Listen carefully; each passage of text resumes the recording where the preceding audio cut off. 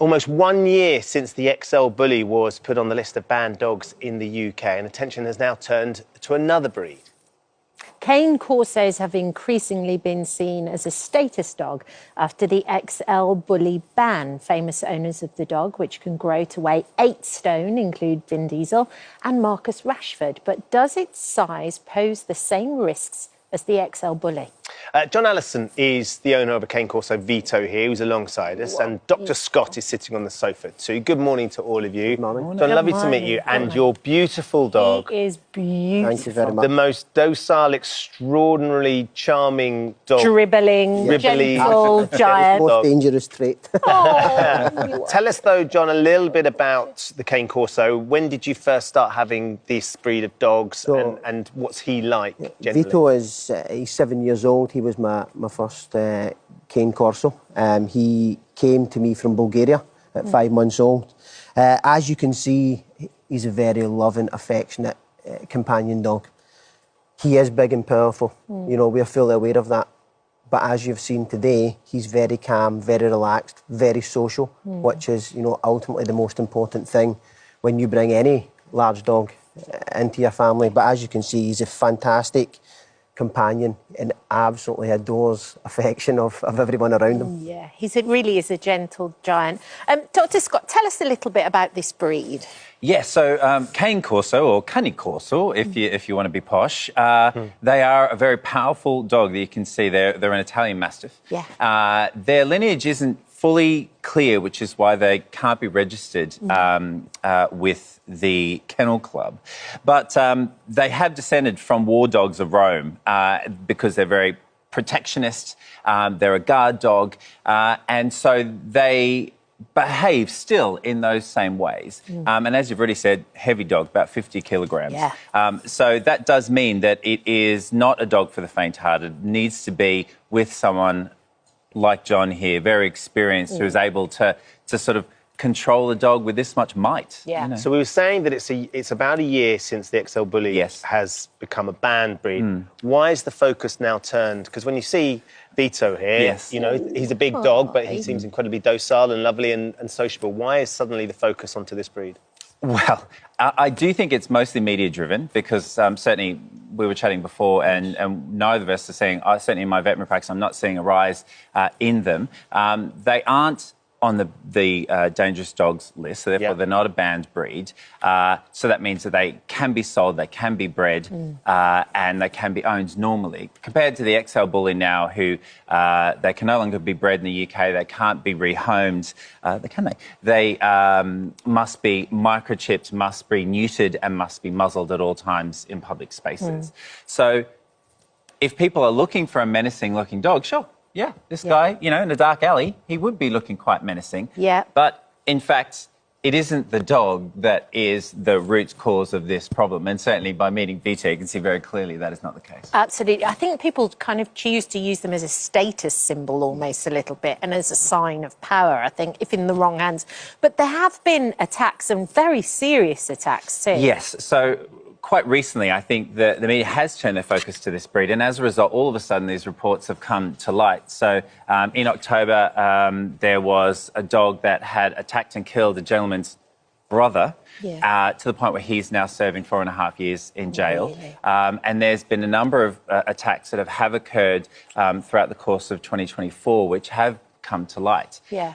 But that said, I would always say that every single breed of dog, no matter what kind of dog, has the tendency or has the ability to be dangerous. Obviously, the bigger the dog and the more powerful the dog, the more chance that that might turn into a life-threatening injury.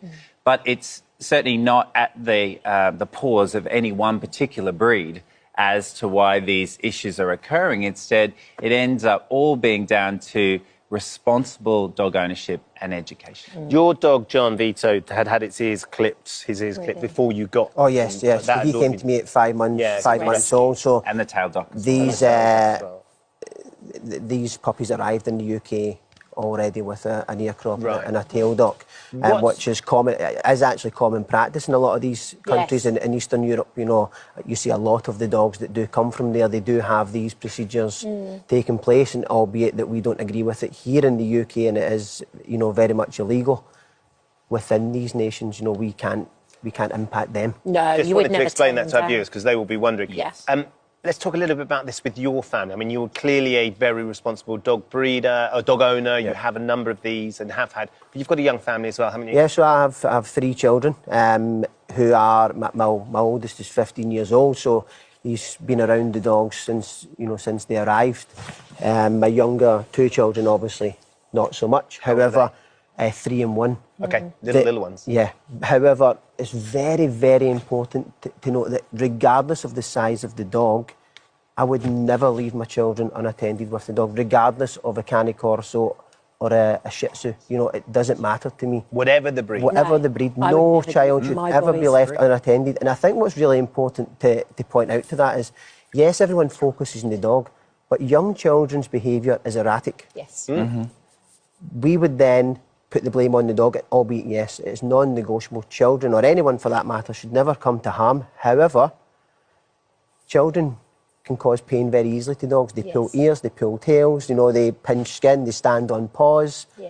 We automatically blame the dog. We need to, as parents and as adults, take responsibility for that and advocate for our dogs, ensuring that the dog and the child is never in that situation that they come to harm. You've got a 15-year-old, Yeah. and admittedly, you can have the best intentions when you are a dog owner, but there are occasions when suddenly you might need to nip out, and then the dog's on its own with the children. So even at the age of 15, my son is never left alone. Right. And you wouldn't be able to walk him either. No, and I walk the dogs. Because I think it's a Vito 7 stone. Yeah, 49 kilograms, yeah. Yeah, don't get me wrong, when we are out together, I will absolutely let my eldest son hold the leash. I am there and, supervising that, but my children are never left home alone. And I know there will be people out there who say, well, I'll leave my 15-year-old home. That's okay.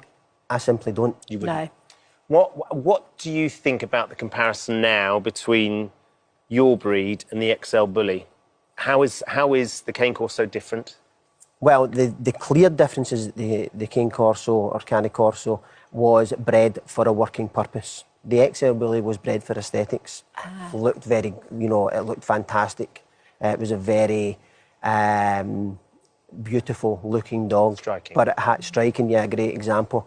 But it had no working purpose. The Cane Corso does, and as you see with many of the high profile personnel throughout the country, the dogs serve as a guardian for their homes. When they are on national or international television, they have a dog there to protect their families. And those dogs that those guys and girls have, they're in training for up to 2 years. Yes. And it costs a significant sum of money. These aren't dogs who are just, let's buy a big dog and put it in this home. These dogs are carefully selected by responsible training companies with a lot of interactions with the families who are taking them in.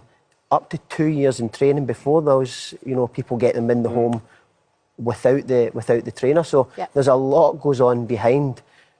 The big difference that we have seen over the last, kind of 12 months is that, or the key thing we've seen, is that the laws brought in simply don't work. Right. That's the key. We've got it wrong again. Well, the nation have got it wrong.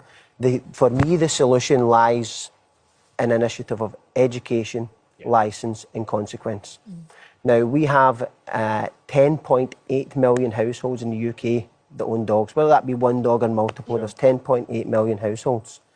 If we charge a licence fee per year, because let's remember, it's a privilege to own a dog, not a right. Yes.